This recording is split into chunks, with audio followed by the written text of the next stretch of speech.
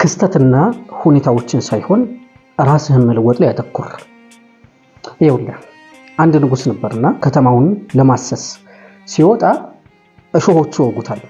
ያኔ በጣም ይበሳጭና ወታደሮቹን ጠርተው ሙሉ ምድሩ በቆዳ እንዲሸፈን ትዕዛዝ ያስተላልፋል።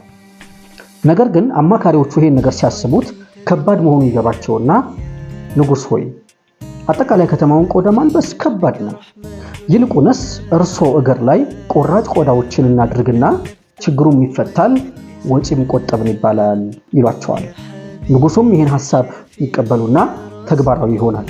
አንዳንዶች ጫማ ማድረግ በዛን ጊዜ ተጀመረ ይላሉ። ታሪክ ለማጣጣም ሲፈልጉ ነው። ምንድነው? አንዳንድ ሰዎች ሁኔታዎችን ለመቀየር በመታገል ይደክማሉ።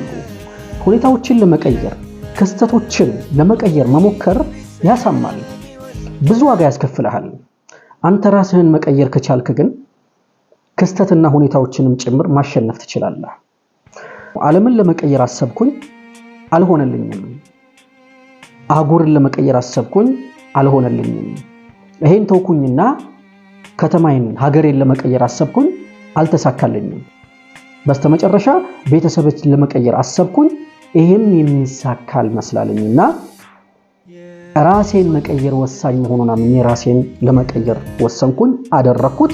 በዚህ ምክንያት ቤተሰቤን ቀየርኩኝ፣ ሀገሬን ቀየርኩኝ፣ ዓለምን መቀየር ቻልኩኝ የሚባል አባባል ሰምታችሁ ይሆናል። ስለዚህ ክስተቶች ላይ ስቲክ አታድርግ። በህይወትህ ለምሳሌ ጤናህ ላይ ፈተና ሊገጥምህ ይችላል። ትምህርት ላይ ፈተና ይገጥምሃል። ስራ ቦታ ላይ ፈተና ይገጥምሃል። ንግድ ላይ ፈተና ይገጥምሃል። ሁሉ ቦታ ላይ ፈተናዎች አይቀሩም። ከሰማይ የሚመጡ ፈተናዎችም ማባሪያ የላቸውም። አላህ Subhanahu Wa Ta'ala ባሪያዎቹን በብዙ መልኩ ይፈትናል። ስለዚህ የምትፈተነው ፈተና ምንም ይሁን ምን ክስተቱን ለመቀየር ሁኔታን ለመቀየር ከምትታገል አንተ ራስህን ለመቀየር ከዛ ሁኔታ ጋር ራስህን በምን መልኩ አዳፕት አደርጋለሁ፣ ግልጽ ነው። እኔ ራሴን በምን መልኩ ቀይራለሁ ብለህ ማሰብ ነው አርነት ሊያወጣህ የሚችለው። ለምሳሌ ሁለት ሰዎች ዝናብ ቤታቸው የሚያፈስ ሰዎች አሉ ብለን እናስብ። አንደኛው ዝናብ ሲዘንብ ዝናብ ይረግማል፣ ይሄ ዝናብ መጣ ይላል፣ ይሄ ዝናብ መጣ ይላል፣ ቤቱ ያፈሳል። አንደኛው ደግሞ ዝናቡ ሲመጣ ቀዳዳውን ይዘጋል፣ ጣራውን ያስተካክላል ማለት ነው። ዝናቡ ግን መዝነብ አያቆምም።